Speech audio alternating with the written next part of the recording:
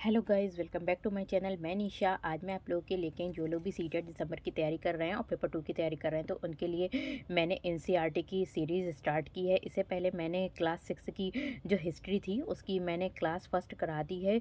जो प्रारंभिक कथन थे, कब, कहाँ, कैसे, क्यों, तो ये चैप्टर मैं कंप्लीट करा चुकी हूँ। जिन लोगों ने वो वीडियो नहीं देखी तो उस वीडियो को भी देख लें। आज मैं चैप्टर सेकंड कराऊंगी। देखिए, आप लोग जानते हैं कि देखिए एसएसटी क्यों टफ होता जा रहा है। वो इसलिए क्योंकि आप लोग एसएसटी को अच्छे से पढ़ते नहीं हैं, चैप्टर को कंप्लीट नहीं करते हैं। अगर आप लोग जो भी देखिए आप लोग के सीटेट एग्जाम में एसएसटी पूछी जाती है वो सभी एनसीईआरटी से पूछी जाती है। कहाँ से पूछी जाती है? तो आपकी एनसीईआरटी से पूछी जाती है और ज़्यादातर आपके जो क्वेश्चंस होते हैं वो कथन वाले पूछे जा रहे हैं। तो आपके ये नहीं पूछे जा रहा है कि ऐसा कब हुआ था, कहाँ हुआ था, क्यों हुआ था, बल्कि यहाँ पे इस तरीके के क्वेश्चंस पूछे जाते हैं जो कथन वाले होते हैं, जिसमें एक से एक कथन पूछा जाएगा, क्या उसका वो कथन सही है, दूसरा राइट है, उसके बाद में उसके बारे में बात कही गई है तो वो राइट है या नहीं। तो जब आप ये चैप्टर को आप पढ़ेंगे, अच्छे से क्लियर करेंगे, तभी आप उसको कॉन्सेप्ट को क्लियर कर सकते हैं। तो चलिए स्टार्ट करते हैं और इसके साथ ही साथ हम आपके पीवाईक्यूज भी कराएंगे। तो चलिए देखते हैं। आज हमारा चैप्टर है सेकंड, अध्याय सेकंड है आपका आखेट खाद्य संग्रह से भोजन उत्पादन तक। ठीक है, पढ़ेंगे। यहाँ पे देखिए आज क्या है, तुषार। तुषार क्या है? एक लड़का है। अभी इससे पहले जो चैप्टर था उसमें एक लड़की को दिखाया गया था, लेकिन इस चैप्टर में जो है एक लड़के की बात कही गई। यहाँ पे क्या है, तुषार। तुषार क्या है, यहाँ पे एक रिश्तेदार की शादी में दिल्ली से चेन्नई जा रहा था। कहाँ जा रहा था? दिल्ली से चेन्नई जा रहा था। रेल में उसे खिड़की वाली सीट मिल गई। कहाँ मिल गई? देखिए, आप लोगों ने ट्रेन में देखा होगा कि ट्रेन होती है उसमें जो होती है खिड़की वाली सीट भी होती है। तो वहाँ पर वो बैठ गया, उसको सीट मिल गई जहाँ वे बाहर का नज़ारा देखने लगा। आप लोगों ने देखा होगा जब आप लोग ट्रेन में बैठते हैं तो बाहर का नज़ारा दिखता है। तेज़ दौड़ती चली जा रही थी ट्रेन। कैसे चल रही थी? बहुत ही तेज़ चल रही थी। यहाँ देखा कि पेड़ पौधे, घर, खेत खलियान बड़ी तेज़ी से पीछे छूटते जा रहे हैं। ठीक है, जब हमारी ट्रेन आगे बढ़ती है तो सब चीज़ें क्या होती हैं, पीछे छूटती चली जाती हैं। तभी उसके चाचा ने उसके कंधे पर हाथ हाथ रखा। ठीक है, उनके चाचा ने, जो भी उनके अंकल थे, उन्होंने क्या किया, हाथ रखा उनके पर। और पता है, लोगों ने मात्र 1.5 साल पहले रेल यात्रा करना शुरू की। उन्होंने क्या कहा, जब वो ट्रेन में बैठा हुआ था तुषार, तो उन जब चीज़ों को देख रहा था तो उनके चाचा ने कंधे पे हाथ रखा। क्या तुम जानते हो कि मतलब जो जो ट्रेन ये चलना स्टार्ट हुई, ये 150 साल वर्ष पहले से शुरू हुई है। तो वो कहते हैं, सोचने लगा तुषार इसके बाद, ये सोचने लगा कि जब ट्रेन नहीं थी तो मतलब लोग कैसे यात्रा करते थे। तो क्या लोग यात्रा नहीं करते थे? क्या लोग एक ही जगह पर रहते थे? तो वो ये सब चीज़ें सोचने लगा और वो ये सब चीज़ें सोचता है और अपने चाचा से कहता है। तो वो उनके कहते हैं, उनके चाचा बताते हैं कि नहीं, ऐसी बात नहीं है। तो चलिए अब हम देखते हैं आरंभिक मानव। ठीक है, आरंभिक मानव, शुरू में जो स्टार्टिंग में जो मानव थे वो आखिर वे इधर उधर क्यों घूमते थे। देखिए, आरंभिक शुरू में जो मानव आए थे तो वो कह रहे हैं कि इधर उधर क्यों घूमते थे। हम उन लोगों के बारे में जानते हैं जो इस महाद्वीप में 20 लाख साल पहले रहा करते थे। ठीक है, उपमहाद्वीप में। इससे पहले चैप्टर में हम लोगों ने उपमहाद्वीप के बारे में पढ़ा था, तो वहाँ पर 20 लाख साल पहले कब आते थे? 20 लाख साल पहले रहा करते थे। आज हम उन्हें आखेटक खाद्य संग्राहक के नाम से जानते थे। तो जो उपमहाद्वीप में कह रहे हैं कि उपमहाद्वीप में 20 लाख साल पहले रहते थे, उन्हें हम किस नाम से जानते हैं? आखेटक खाद्य संग्राहक के नाम से जानते हैं। भोजन का इंतजाम करने की विधि के आधार पर इन्हें इस नाम से पुकारा जाता है। तो खाद्य आखेटक खाद्य संग्राहक क्यों माना जाता है? क्योंकि ये लोग क्या करते थे, भोजन को इकट्ठा करते थे। तो इसलिए क्या रखा नाम इनका, आखेटक खाद्य संग्राहक नाम रख दिया। तो आमतौर पर खाने के लिए वे जंगली जानवरों का शिकार करते थे। और जो आखेटक लोग थे, उपमहाद्वीप में 20 साल पहले लोग रहते थे। ठीक है, तो वहाँ पर रहते थे तो वो क्या करते थे, अपने खाने पीने का इंतजाम करते थे। तो इसलिए उनका नाम आखेटक खाद्य संग्राहक नाम रख दिया। और वे किसका शिकार करते थे? जंगली जानवरों का शिकार करते थे। मछलियाँ, चिड़ियाँ पकड़ते थे। ठीक है, फल फूल, दाने, पौधे, पत्तियाँ, अंडे इकट्ठा किया करते थे। ये सब चीज़ों को इकट्ठा मतलब स्टोर करते थे। अब बात करते हैं आखेटक खाद्य संग्राहक समुदाय के लोग एक जगह से दूसरी जगह पर घूमते रहते थे। ऐसे मतलब यहाँ पे बात कर रहे हैं जो आखेटक खाद्य संग्राहक थे, जैसे कि हम लोगों ने उपमहाद्वीप में खाद्य जो लोग थे वो एक जगह से दूसरी जगह क्यों जाते थे, इसका भी कई कारण हैं। क्या है? कई कारण है। तो कौन कौन से कारण है, जैसे कि एक पहला कारण कह रहे हैं कि ये हो सकता है कि अगर वे एक ही जगह पर ज़्यादा दिन तक रहते तो आसपास के पेड़ पौधे फल जानवरों को खाकर समाप्त कर देते थे। तो कह रहे हैं कि जो आखेटक खास संग्राहक थे वो क्या करते थे, यहाँ से एक जगह से दूसरी जगह पर जाते थे। क्यों जाते थे? जब यहाँ पर का सब चीज़ें ख़त्म हो जाती थी तो वो क्या करते थे, जैसे कि पेड़ पौधे सब चीज़ें ख़त्म हो गई तो वो क्या करते थे, फिर दूसरी जगह पर जाते थे। वहाँ पर पेड़ पौधे होते थे, वहाँ पर शिकार करते थे, तो वहाँ पर रहा करते थे। एक तो ये था इनका कारण। दूसरा कह रहे हैं कि दूसरा कारण ये था कि कभी-कभी उनके जो थे, जो वो जो लोग थे, तो उनके जो भी जानवर थे, जानवर थे, तो जानवर जो थे वो एक जगह से दूसरी जगह चला जाते थे, तो जानवरों के पीछे-पीछे ये लोग भी क्या करते थे, चले जाते थे, वहाँ पर जाया करते थे। तो दूसरा कारण ये वो था। तीसरा कारण देखिए क्या था, तीसरा कारण ये था कि पेड़ों और पौधों में फल-फूल अलग-अलग मौसम में आते थे। तीसरा कारण देखिए, पहला कारण तो ये था कि लोग जो थे भोजन की तलाश में, खाने-पीने की तलाश में जब एक जगह पे चीज़ें ख़त्म हो जाती थी तो इसलिए वो क्या करते थे, दूसरी जगह पर चले जाते थे। दूसरा कारण क्या था इनका, ये था कि जब उनके जो भी उनके पालतू जानवर थे वो जो थे घास चरने के लिए दूसरी जगह पर जाते थे तो उन्हीं के पीछे-पीछे वो लोग भी जाकर वहाँ पर बस जाते थे, रहने लगते थे। तीसरा कारण ये था कि जो पेड़-पौधे थे, पेड़-पौधे फूल सब देते। मान लीजिए कि आप लोगों ने जैसे कि मैंगो खाए होंगे, आम खाए होंगे, तो आम क्या आपके हर मौसम में मिलते हैं? लेकिन नहीं मिलते हैं। तो आपके हर मौसम में नहीं मिलते हैं, ये आपके मौसम के हिसाब से आते हैं। तो इसी तरीके से फल, फूल, सब्जियाँ भी सभी मौसम के हिसाब से आती हैं, लेकिन कुछ सब्जियाँ होती हैं मौसम के हिसाब से जैसे कि आईं, तो वो ख़त्म हो गई। तो इसलिए दूसरे लोग जो थे वहाँ पर दूसरी जगह पर चले जाते थे। दूसरी चीज़ों को तलाश करने के लिए एक जगह से दूसरी जगह पर घूमते थे। और चौथा कारण क्या था आपका, ये था कि पानी के बिना किसी भी प्राणी या फिर पेड़ पौधों का जीवित रहना संभव नहीं। कभी कभी ऐसा होता था कि कुछ पानी भी कहीं कहीं जो झीलें जो थी, झरने थे, नदियाँ आदि जो होती थी वो सूख जाती थी, सूखा पड़ जाता था, जिसके कारण वो जो थे लोग जो थे एक जगह से दूसरी जगह उसकी पानी की तलाश में चले जाते थे। फिर बात करते हैं कि आरंभिक मानव के बारे में जानकारी कैसे मिलती है। जो आरंभिक मानव थे उनके बारे में हमें नॉलेज, जो ज्ञान प्राप्त हुआ वो कैसे मिलता है। तो जो पुरातत्वविदों, देखिए इससे पहले जो चैप्टर था पुरातत्वविदों के बारे में हम लोगों ने पढ़ा था, जिन लोगों ने क्या था, जिन लोगों ने पांडुलिपियों और जो था अभिलेखों का अध्ययन किया था, तो उन्हें क्या कहते हैं, पुरातत्वविद कहते हैं। तो पुरातत्वविद को कुछ ऐसी वस्तुएं मिली हैं जिनका निर्माण और उपयोग आखेटक खास संग्राहक किया करते थे। पुरातत्वविद जो थे, तो जो पुरातत्वविद थे जिन्होंने खोज करी थी, ये सब चीज़ें मिली थी उन्हें, तो उन्हें जो था जहाँ पे आखेटक खास संग्राहक लोग रहते थे उन्हें बहुत, तो पुरातत्वविदों को वहाँ पर बहुत सारी चीज़ें मिली हैं, जैसे कि लोगों ने अपने काम के लिए पत्थर वहाँ पर जो आखेटक खास संग्राहक थे तो उनका सामान पुरातत्वविदों को मिला है। जैसे क्या-क्या मिला है आपको, पत्थर, लकड़ियाँ, हड्डियाँ, औज़ार बने हुए थे। इनमें से पत्थरों के औज़ार क्या कह रहे हैं कि आज भी हैं। तो ये सब किसे मिले थे? पुरातत्वविदों को मिले थे। इनमें से कुछ औज़ारों का उपयोग फूल काटने के लिए किया जाता था। तो जो औज़ार थे जैसे कि पत्थर के बने थे, कोई लकड़ी के बने थे, तो इनका फल-फूल काटने के लिए भी किया जाता था। किसी का हड्डियाँ और मांस काटने के लिए किया जाता था। पेड़ों की छाल को काटने के लिए, जानवरों की खाल उतारने के लिए किया जाता था। कुछ की जो थी हड्डियाँ या फिर लकड़ियों के मुट्ठे बनाकर भले भाले और बाड़ जैसे हथियार बनाए जाते थे। और कुछ औजारों को लकड़ियाँ काटी जाती थी। लकड़ियों का उपयोग ईंधन के साथ झोपड़ियों और औजार बनाने के लिए भी किया जाता था। अब जैसे कि देखिए यहाँ पर क्या करें कि यहाँ पे कुछ जो पत्थर के औजार थे, तो यहाँ पर क्या किया जाता था, पत्थर को यहाँ पे औजार इसका प्रयोग किया जाता था। इस तरीके से पेड़ों को गाड़ने के लिए यहाँ पर किया जाता था, या फिर पेड़ों को खोदने के लिए। यहाँ पर क्या कह रहे हैं कि यहाँ पर देखिए एक जो पत्थर है इतने नुकीले होते थे, तो यहाँ पे क्या है, पत्थर के औजार का उपयोग बाएं इंसान के खाने योग्य जड़ों को खोदने के लिए, यहाँ पे कह रहे हैं कि जड़ों को खोदने के लिए भी हम करते थे। यहाँ पर से पेड़ों को खोदने के लिए, जड़ों को खोदने के लिए भी हम पत्थर का औजार का प्रयोग करते थे।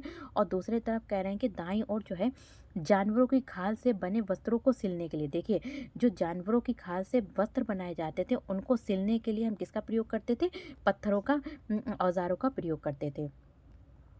अब यहाँ पे बात करते हैं रहने की जगह। देखिए रहने की जगह यहाँ पे कह रहे हैं कि निर्धारित करना, कैसे लोगों की रहने की जगह निर्धारित हुई। तो मानचित्र 2 को देखो, इससे पहले पहले चैप्टर में हमने मानचित्र 1 को देखा था, अब मानचित्र 2 को देखेंगे।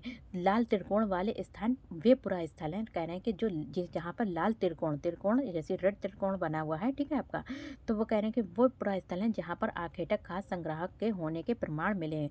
तो आखेटक खास संग्राहक कौन थे? जहाँ पे जो लोग रह रहे थे, अभी से पहले पहले हम लोगों ने पढ़ा था कि जहाँ पर वो लोग रह रहे थे, सब चीज़ें खा रहे थे, जो उपमहाद्वीप में रहने वाले लोग थे, तो वो कौन थे? आखेटक खाद्य संग्राहक थे, जहाँ पे वो अपने खाने की चीज़ें इकट्ठा करते थे। तो वहाँ पर होने के जो क्या मिले हैं? प्रमाण मिले हैं, ठीक है? साक्ष्य मिले हैं, प्रमाण मिले हैं। तो ये वो क्या स्थान कहलाएँगे? पुरास्थल कहलाएँगे। इनके अलावा भी और कई स्थान आखेटक खाद्य संग्राहक रहते थे। मानचित्र सिर्फ़ कुछ गिने-चुने स्थान ही चिह्नित किए गए हैं। जैसे कि यहाँ पर अगर हम मानचित्र में देखें, तो ये जो जैसे कि भीमबेटका है, आपका भीमबेटका, तो यहाँ पर भी खाद्य संग्राहक आखेटक खाद्य संग्राहक रहते थे। फिर आ जाएगा अपना हुस्गी में, कुरनूल में, गुफाएँ में, तो ये सब खाद्य संग्राहक रहते थे, आखेटक खाद्य संग्राहक। तो ये पूरा पाषाणिक पुरास्थल है। नवपाषाणिक पुरास्थल कौन-कौन से हैं? आपके देखिए जो ब्लू वाले हैं वो क्या है? नवपाषाणिक पुरास्थल है, और महापाषाणिक जो ये ग्रीन वाले हैं वो क्या है? आपके महापाषाणिक पुरास्थल है। तो ग्रीन वाले में क्या? आदि चन्नललोर है, ठीक है? आपका भीमबेटका हो गया आपका, ये सब तो आपके आ गए। फिर आता है यहाँ पर आपका ये हो गया, चिन्हित किए गए हैं। अब हम बात करते हैं यहाँ पे क्या करते हैं कि चूँकि पत्थर के उपकरण बहुत महत्वपूर्ण थे। देखिए पत्थर के उपकरण से अभी क्या किया था, तो उन्होंने पत्थर के उपकरण से खाल को सीरने के लिए भी उपयोग किया गया था, और पत्थर के उपकरण का चीज़ों पेड़ों को खोदने के लिए, जड़ों को निकालने के लिए यूज़ करते थे। अब यहाँ पे कह रहे हैं कि लोग ऐसी जगह ढूंढते रहते थे जहाँ अच्छे पत्थर मिल सके। तो पहले लोग जो थे ऐसी जगह पत्थरों को ढूंढते ढूंढते तलाश करते रहते थे जहाँ पर उन्हें अच्छे पत्थर मिल जाएँ। देखिए ये क्या है? एक शैल चित्रकला है। इसके बारे में भी क्वेश्चन पूछा गया है। ये क्या है? आपका एक क्या है? शैल चित्र है। कौन सा शैल चित्र? इस चित्र के बारे में बताओ। तो शैल चित्र में यहाँ पे देखिए हिरन है। तो जिन गुफाओं में लोग रहते थे, यहाँ पे कह रहे हैं कि जिन गुफाओं में लोग रहते थे उनमें से कुछ दीवारों पर चित्र मिलते थे। तो जैसे कि किसी गुफा में लोग रह रहे हैं तो वहाँ पर कुछ दीवारों पे क्या होते थे? चित्र बने होते थे। इनमें से कुछ सुंदर उदाहरण मध्य प्रदेश के दक्षिणी उत्तर प्रदेश की गुफाओं से मिले चित्र हैं। इनमें जंगली जानवरों की बड़ी कुशलता से सजीव चित्रण बनाए हैं। तो इसमें जो जंगली जानवरों हैं उनका सजीव चित्रण बनाया गया है। जैसे कि भीमबेटका आधुनिक मध्य प्रदेश, इस पुरास्थल पर गुफाएं एवं कदराएं मिली हैं। लोग इन गुफाओं में इसलिए रहते थे क्योंकि यहाँ उन्हें बारिश, देखिए लोग गुफा में क्यों रहते थे? ताकि उन्हें धूप से, बारिश से राहत मिल सके, जाड़े से, ठंड से, तो उन्हें राहत मिल सके, इसलिए वो क्या लोग कहाँ रहते थे? गुफाओं में रहते थे। क्या तुम बता सकते हो कि रहने के लिए लोगों ने क्या ये जगह क्यों चुनी होगी? तो क्यों चुनी होगी? क्योंकि उन्हें यहाँ पर आराम मिलती थी, उन्हें धूप से, बारिश से, ठंड से, तो इसलिए वो लोग वहाँ पर रहते थे। तो यहाँ पर ये भीमबेटका गुफा के बारे में चित्रण दे रखा है आपका। फिर आपका बात करते हैं पुरा स्थल क्या होते हैं। तो पुरा स्थल हम किस स्थान को कहते हैं? पुरा स्थल उस स्थान को कहते हैं जहाँ पर, देखिए पुरा स्थल के बारे में जानते हैं आप, क्या पुरा स्थल क्या है? तो पुरा स्थल उस स्थान को कहते हैं जहाँ पर देखिए बहुत सारे औजार मिले हैं, बर्तन मिले हैं, इमारतें जैसी वस्तुओं के अवशेष मिलते हैं, तो उस स्थान को हम क्या कहते हैं? पुरा स्थल कहते हैं। तो यहाँ पे कह रहे हैं कि ऐसी वस्तुओं का निर्माण लोगों ने अपने काम, जैसे कि बर्तन मिले, औजार मिले, इमारतें जैसी वस्तुओं के अवशेष मिले हैं, तो ये सब कहाँ मिले हैं? जहाँ पर लोग रहते थे वहाँ पे ये चीज़ें भी मिली। तो इससे हमें पता चलता है कि लोग क्या क्या चीज़ें इस्तेमाल करते थे, कैसी कैसी चीज़ें बनाते थे, किस चीज़ों का इस्तेमाल करते थे, और किस तरीके की चीज़ें खाते थे। तो ये सब चीज़ें हमें कहाँ से मिली? पुरास्थल से प्राप्त हुई हैं। तो उस स्थान को हम क्या कहेंगे? पुरास्थल कहेंगे। अब बात करते हैं यहाँ पे आग की खोज। तो यहाँ पे आग की खोज कैसे हुई? तो आग की खोज जो थी वो आपकी कैसे हुई? यहाँ राख के अवशेष मिले हैं। तो यहाँ पे कह रहे हैं कि मानचित्र 2 में कुरनूल गुफा ढूंढो। तो मानचित्र 2 में देखिए हम कुरनूल गुफा अभी हमने देखा था, तो यहाँ पे कुरनूल गुफा, तो यहाँ पे कुरनूल गुफा है। यहाँ पे कैसे मिले हैं? राख के अवशेष मिले। तो जब राख के अवशेष मिले तो पता चल गया कि आपका जो था आविष्कार हो गया है। तो कुछ ना कुछ चीज़ें जलाई गई हुई। तो यहाँ पे क्या हुआ? आग का आविष्कार हुआ। तो आग, तो इसका मतलब है कि आरंभिक लोग आग जलाना सीख गए थे। जो आरंभिक लोग थे, तो जब राख के अवशेष मिले तो इससे पता चल गया कि जो आरंभिक लोग थे वो क्या था? आग जलाना सीख गए थे। आग का इस्तेमाल कई कार्यों के लिए, तो क्या हम आग का प्रयोग जैसे कि करते हैं, जैसे खाना पकाने के लिए, प्रकाश के लिए, मांस भूनने के लिए करते थे लोग, खतरनाक जानवरों को दूर आदि भगाने के लिए। बहुत से खतरनाक जानवर होते थे तो आग जला दी, तो इससे जो थे वो लोग खतरनाक जानवर थे दूर भाग जाते थे। तो किसके लिए आग का प्रयोग मतलब यूज़ करते थे। आज हम आग का उपयोग किस लिए करते हैं? तो नाम और तिथियों के बारे में पढ़ेंगे। देखिए यहाँ पे क्या है, जिस काल के बारे में हम पढ़ रहे हैं पुरातत्वविदों ने उनके बड़े बड़े नाम रखे हैं। तो जिस काल के बारे में हम लोग पढ़ रहे हैं, ठीक है, हम लोग किसके काल के बारे में पढ़ रहे हैं, तो पुरातत्वविदों ने उनके बड़े बड़े नाम रखे हैं। क्या लिखा है? आरंभिक काल। क्या बोला है? आरंभिक काल को वे क्या बोलते थे? पुरा पाषाण काल कहते थे। ये दो शब्दों यूनानी प्राचीन और पाषाण यानी पत्थर से मिलकर बना है। तो कौन सा है? पुरा पाषाण यानी कि प्राचीन पत्थर से बना है। ये नाम पुरा स्थल से प्राप्त पत्थर के औजारों के महत्व को बताता है, क्योंकि वहां से हमें पत्थर के औजार प्राप्त हुए थे। और आपका क्या है, इसमें एक आपको क्या याद रखना है कि जो 20 पुरा पाषाण काल में 20 साल पहले लोग जो थे वो कहाँ पर रहते थे? आपके उपमहाद्वीप में लोग रहते थे। इस काल को 3 भागों में विभाजित किया गया। ये भी आपका इम्पोर्टेंट है। किस किस काल में विभाजित किया गया था? तो आरंभिक, मध्य और उत्तर पुरा पाषाण। तो किसमें विभाजित किया गया था? आरंभिक, मध्य एवं उत्तर पुरा पाषाण काल में विभाजित किया गया था।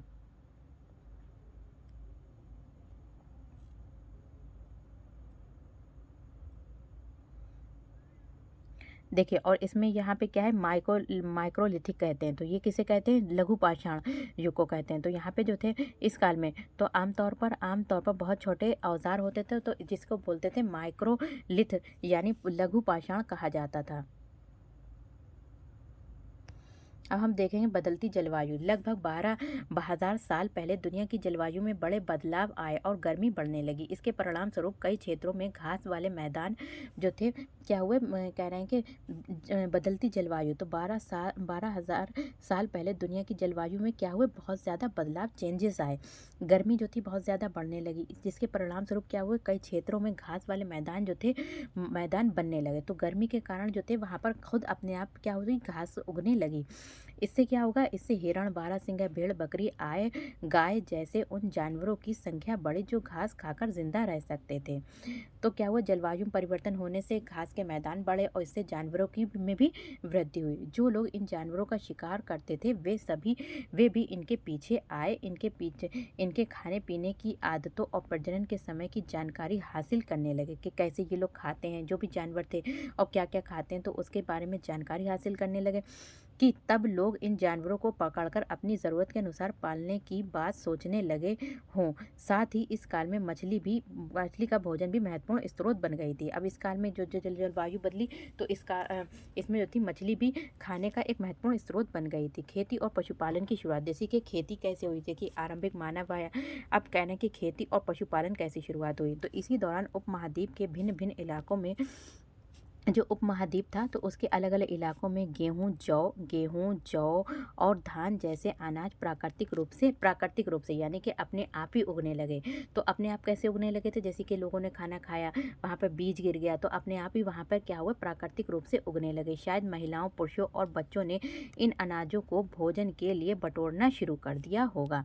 तो कह रहे हैं कि जब वहाँ पर प्राकृतिक नेचुरली रूप से वहाँ पर उगने लगे, तो लोगों ने क्या किया, जो भी बच्चे थे, पुरुष थे, महिलाएं थी, उनको बटोरना यानी कि इकट्ठा करना शुरू कर दिया। साथ ही वे भी ये मतलब अपने आप बता रहे हैं कि ऐसा हुआ होगा। साथ ही वे ये भी सीखने लगे होंगे कि ये अनाज कहाँ उगते थे और कब पककर तैयार होते हैं। ऐसा करते करते लोगों ने इन अनाजों को खुद पैदा करना सीख लिया। पहले तो वो अपने आप प्राकृतिक रूप से हुआ, फिर बाद में लोगों ने अपने आप उसको अनाज पैदा करना सीख लिया। और धीरे धीरे लोग जो थे वो क्या करने लगे, कृषक बन गए, यानी कि कृषि करने लगे। इसी तरीके से लोगों ने अपने घरों के आसपास चारा रखकर जानवरों को आकर्षित किया। पहले लोगों ने क्या किया, अपने घर के आगे, अपने जो भी उनके घर थे उनके आगे चारा रखा। जब चारा रखा तो जानवर जो थे उनके पास चारा खाने के लिए आए। ठीक है, तो चारा खाने के लिए आगे आकर्षित हुए चारा खाने के लिए। और ऐसे आते आते फिर उन लोगों ने क्या किया, कुत्ते, जंगली जानवर पूर्वज था। धीरे धीरे लोग जो थे भेड़, बकरी, गाय और सुअर जैसे जानवरों को अपने घरों के नज़दीक आने को उत्साहित करने लगे। तो वहाँ पर जो जंगली जानवर थे वो भी घरों के पास आने लगे। और ऐसे जानवर जो झुंड में रहते थे और ज़्यादातर घास खाते थे, अक्सर लोग अन्य जंगली जानवरों का आक्रमण से इनकी सुरक्षा के लिए किया करते थे। और धीरे धीरे वो पशुपालक बन गए और वो धीरे धीरे उन पशुओं को पालने लगे। क्या तुम बता सकती हो कि सबसे पहले कुत्ते को ही पालतू क्यों बनाया गया था? तो यहाँ पे देखिए, यहाँ पे एक कुत्ते की बाल आकर्षित किया गया और उन्हें पालतू बनाया गया होगा। जो सबसे पहले कुत्ते को पालतू बनाया गया था जंगली पूर्वज था। अब बात करते हैं, देखिए ये कोई इम्पोर्टेंट नहीं है आपका। फिर आती है बात एक नवीन जीवन शैली, फिर एक नई जीवन की स्टाइल, लाइफ स्टाइल शुरू हुआ। तो कैसे हुआ? तुम किसी पौधे के बीज को बोकर देखो, तुम पाओगी कि इसे विकसित होने में कुछ वक्त लगता है। इससे कुछ दिन, महीने या फिर साल तक लग सकते हैं। देखिए जब आप कोई भी बीज को बोएंगे एकदम तो आज लगाया कल तो हो नहीं जाएगा, तो इसमें क्या लगते हैं, कुछ महीने भी लगते हैं, कुछ साल भी लग सकते हैं। इसलिए लोग जो थे अपने पौधों को उगाने के लिए, उनकी देखभाल करने के लिए लंबे समय तक वहाँ पर रहते थे। बीज बोने से लेकर फसलों के पकने तक पौधों की सिंचाई करते थे, वहाँ पे खपतवार हटाते थे, जानवरों और चिड़ियों से उनकी क्या करते थे, सुरक्षा करते थे, और बहुत से काम शामिल थे। कटाई के बाद अनाज का उपयोग बहुत संभाल कर करना पड़ता था। कटाई के बाद जो भी उपयोग अनाज पैदा होता था उसको क्या करते थे, कुछ संभाल के रख लेते थे, नेक्स्ट टाइम के लिए उसको संभाल कर रख लेते, जैसे कि यहाँ पर बीज के रूप में, ठीक है, फिर खाद्य के रूप में, उपहार के रूप में, भंडार के रूप में। इसलिए लोगों को इसके भंडार की बात सोचनी पड़ी। जब भंडार की बात सोचनी पड़ी तो फिर उन लोग के पास ये हुआ कि इनको रखेंगे काय में, ठीक है, तो रखेंगे काय में, तो इसके लिए उन लोगों ने क्या किया, लोगों ने मिट्टी के बड़े बड़े बर्तन बनाए, टोकरियाँ बनाई, टोकरियाँ, या फिर ज़मीन में गड्ढे खोदे। तुम्हें क्या लगता है कि शिकारी या फिर भोजन संग्रह करने वाले बर्तन बर्तन बनाते बनाते और उनका प्रयोग करते होंगे? आपने जवाब का कारण बताओ। जानवर चलते फिरते खाद्य भंडार। तो जानवर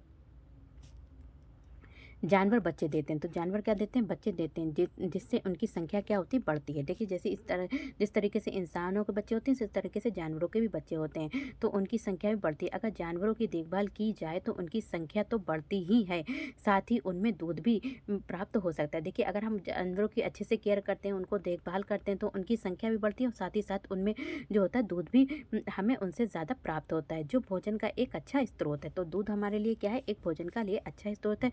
यही नहीं, जानवरों से हमें क्या मिलता है, मांस भी मिलता है, दूध भी मिलता है, मांस भी मिलता है। दूसरे शब्दों में पशुपालक भोजन के भंडार का भी ये क्या है, एक तरीका है। भोजन के अतिरिक्त जानवरों से और क्या-क्या मिल सकता है, तो हमें उनसे खाल मिलती है जानवरों की। आज जानवरों का उपयोग किस लिए होता है, तो आओ आरंभिक कृषकों और पशुपालकों के बारे में पता करें। तो मानचित्र 2 पृष्ठ संख्या 12 को देखो। क्या तुम्हें कई नीले वर्ग वाले दिख रहे हैं? देखिए अब इससे पहले हम लोग नीले वर्ग वाले देखे थे, तो इसमें प्रत्येक बिंदु उस जगह को दर्शाता है जहाँ पुरातत्वविदों को शुरुआती कृषकों और पशुपालकों के साक्ष्य मिले हैं। तो पशुपालकों के साक्ष्य मिले हैं, पूरे उपमहाद्वीप में पाए गए। इनमें सबसे महत्वपूर्ण पश्चिमोत्तर है, जहाँ पर आधुनिक कश्मीर और पूर्वी तथा दक्षिण भारत में पाए गए हैं। वास्तव में अगर बात करते हैं तो वास्तव में निर्दिष्ट स्थान कृषकों और पशुपालक की बस्तियां थी या नहीं, इसे जांचने के लिए वैज्ञानिक खुदाई में मिले पौधों और पशुओं की हड्डियों के नमूनों का अध्ययन करते हैं।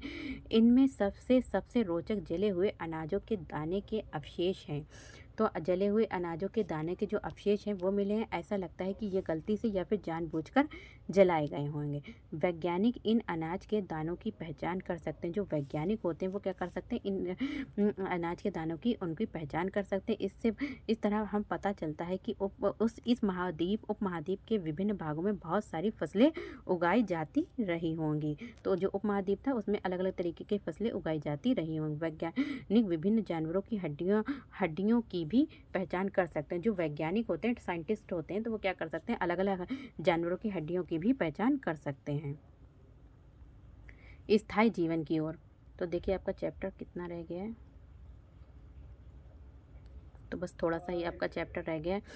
तो यहाँ पर देखते हैं कि ये भी हो गया आपका स्थायी जीवन की ओर, ठीक है। स्थायी जीवन, जो पुरातत्वविद थे, तो कौन थे पुरातत्वविद, जो जहाँ पर उपमहाद्वीप में लोग रहते थे, ठीक है, वहाँ पर चीज़ों को इकट्ठा करते थे। तो पुरातत्वविदों को कुछ स्थलों पर झोपड़ियाँ और घरों के निशान मिले। जो पुरातत्वविद थे तो उन्हें क्या मिले हैं, पुरा स्थलों पर क्या मिले हैं, झोपड़ियाँ और घरों के निशान मिले हैं। किसे मिले हैं, पुरातत्वविदों को मिले, जो कि बुर्ज होम, वर्तमान कश्मीर के लोग गड्ढे के नीचे घर बनाते थे। तो कह रहे हैं कि बुर्ज होम जो वर्तमान में कश्मीर में है, तो लोग जो थे गड्ढे के नीचे क्या बनाते थे, घर बनाते थे, जिन्हें गर्तवास कहा जाता। तो गर्तवास कैसे कहा जाता था, गड्ढे के अंदर जो घर बनाते थे नीचे, तो उन्हें गर्तवास कहा जाता था। इनमें उतरने के लिए तो गड्ढे के नीचे जब घर बनाए जाते तो इनके लिए आसपास क्या बनाई जाती थी, सीढ़ियाँ बनाई जाती थी। तो इससे उन्हें ठंड के मौसम में सुरक्षा मिलती थी। पुरातत्वविदों को झोपड़ी के अंदर और बाहर दोनों ही स्थानों पर आग जलाने की जगह मिली है। जो पुरातत्वविद थे, जो घर थे, तो घर के बाहर भी उन्हें आग की चीज़ें मिली हैं कि लोग घर के बाहर भी आग जलाते थे और घर के अंदर भी क्या करें कि आग जलाते थे। तो यहाँ पे कह रहे हैं कि ऐसा लगता है कि लोग मौसम के अनुसार घर के अंदर या फिर बाहर खाना पकाते होंगे। जैसा मौसम होता होगा, यहाँ पे लोग सोच-सोच के बता रहे हैं कि हो सकता है कि मौसम जो होता है जब ठंडा होता है तो अंदर खाना बनाते होंगे, जब मौसम गर्म होता है तो वो लोग बाहर खाना बनाते हैं, इसलिए दोनों जगह आग जलाई हुई है। बहुत सारी जगहों से पत्थर के औजार भी मिले हैं। इनमें से कई ऐसे हैं जो पूरा पाषाण युगीन उपकरणों से भिन्न है, इसलिए उन्हें नवपाषाण, देखिए जो पूरा पाषाण युग था, पत्थर वाला युग, तो पत्थर वाला युग, तो उसमें से अलग भिन्न थे। तो वो कौन से थे, उन्होंने उसको रख दिया है एक नवपाषाण युग माना गया है। इनमें वे औजार भी थे जिनकी धार, देखिए पूरा पाषाण युग में इतनी ज़्यादा जो भी औजार थे धार नहीं थी, लेकिन नवपाषाण युग वाले औजारों में बहुत ही ज़्यादा धार थी और उनमें पॉलिश भी थी। ओखली और मूसल का प्रयोग अनाज तथा वनस्पति से प्राप्त अन्य चीज़ों को पीसने के लिए किया जाता है। देखिए आप लोगों ने छोटा ओ से ओखली को देखा होगा, तो ओखली और मूसल का प्रयोग क्यों करते थे लोग चीज़ों को, जो भी अनाज था उनको पीसने के लिए किया करते थे। हज़ारों साल बाद भी ओखली और मूसल का प्रयोग आज भी अनाज पीसने के लिए किया जाता है, तो आज भी होता है। उसी तरह प्राचीन प्रस्तर युगीन यानी कि पत्थर युग था, जो औजार का निर्माण और प्रयोग लगातार होता रहा। कुछ औजार हड्डियों से भी बनाए जाते थे, तो प्राचीन ज़माने में क्या था, कुछ औजार हड्डियों से भी बनाए जाते थे। यहाँ पे कुछ पत्थर के नवपाषाण युग के कुछ उपकरण, तो यहाँ पे नवपाषाण युग के जो उपकरण है, देखिए बहुत ही ज़्यादा तेज़ धार होती थी इसमें और पॉलिश किए हुए होते थे। फिर हम बात करते हैं नवपाषाण युग के पुरास्थलों से कई प्रकार के मिट्टी के बर्तन। देखिए नवपाषाण युग जो था, उसमें कह रहे हैं कि नवपाषाण युग के जो पुरास्थल है उसमें कई प्रकार के मिट्टी के बर्तन मिले हैं, अलग अलग तरीके के मिट्टी के बने। कभी कभी इन पर अलंकरण भी किया जाता था, यानी कि चीज़ें बनाई जाती हैं। बर्तनों का उपयोग चीज़ों को रखने, देखिए बर्तनों का उपयोग क्या करते हैं, आज भी हम लोग चीज़ों को रखने के लिए बर्तनों का उपयोग करते हैं, उस टाइम भी बर्तनों का उपयोग जो है चीज़ों को रखने के लिए किया जाता होगा। धीरे धीरे लोग बर्तनों का प्रयोग खाना बनाने के लिए भी करने लगे। चावल, गेहूं तथा दलहन जैसे अनाज अब आहार का महत्वपूर्ण हिस्सा बन गए थे। इसके साथ ही साथ अब लोग कपड़े भी बुनने लगे थे। अब क्या था, धीरे धीरे लोग कपड़े भी बुनने लगे थे, आग का आविष्कार हो गया था। इसके लिए कपास जैसे आवश्यक पौधे उगाए जा सकते थे। फिर आती है, बात करते हैं क्या ये परिवर्तन हर जगह, देखिए जो जो जलवायु में परिवर्तन हुआ था, कह रहे हैं कि क्या ये परिवर्तन जो था वो हर जगह एक साथ ही आ गए होंगे, ऐसी बात नहीं है। एक तरफ कहीं जगहों पर स्त्री पुरुष शिकार और भोजन संग्रह करने का काम करते थे, वहीं अन्य लोगों ने हजारों सालों के दरमियान धीरे धीरे खेती और पशुपालन को भी अपना लिया। तो धीरे धीरे लोगों ने क्या किया, खेती करना शुरू कर दिया, पशु को पालना सीख लिया। ठीक है, बहुत जगह पर लोग मौसम के मुताबिक बदलकर अपनी जीविका चलाया करते थे। सूक्ष्म निरीक्षण, ठीक है। यहाँ पे मेहरगढ़ में जीवन मृत्यु, मेहरगढ़ में जो कह रहे हैं कि कैसे लोगों का जीवन होता था, कैसे मृत्यु होती, तो मानचित्र, तो पृष्ठ मेहरगढ़ को ढूंढो। ठीक है, अगर हम चित्र में देखें तो हमें मेहरगढ़ भी मिल जाएगा, लेकिन अब हम यहाँ पर इसको कंप्लीट करते हैं। देखिए ये ईरान जाने वाले सबसे महत्वपूर्ण रास्ते बोलन दर्रे के पास एक हरा भरा समतल स्थान है। तो यहाँ पे मेहरगढ़ के बारे में देख लेते हैं। ऊपर क्या था, मेहरगढ़, तो हमारे चित्र में मेहरगढ़ को देखते हैं।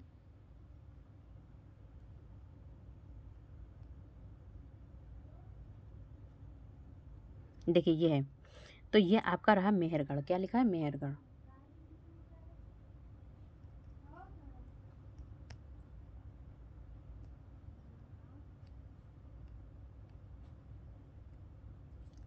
तो मेहरगढ़, तो ये ईरान जाने वाले सबसे महत्वपूर्ण रास्ते बोलन दर्रे के पास एक हरा भरा समतल स्थान है। कौन, मेहरगढ़।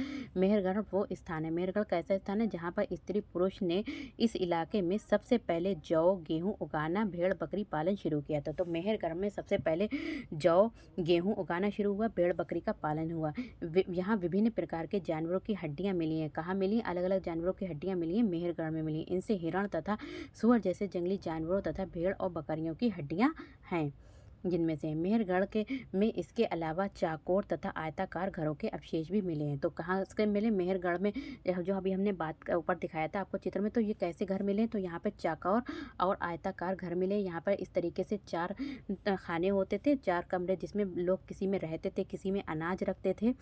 तो यहाँ पे करें कि प्रत्येक घर में 4 या फिर उससे ज़्यादा कमरे होते थे, जिसमें से कुछ संभवतः भंडार के काम आते थे। ठीक है, तो किसमें लोग रहते थे और तो किसी में भंडार करते थे, चीज़ों को रखते थे अपने अनाज को। मृत्यु के बाद सामान्यतः मृतक के सगे संबंधी उसके प्रति सम्मान जगाते थे। जब मृत्यु हो जाती थी किसी व्यक्ति की, तो उसके जो सगे संबंधी लोग थे उनके प्रति क्या करते थे, सम्मान जताते थे।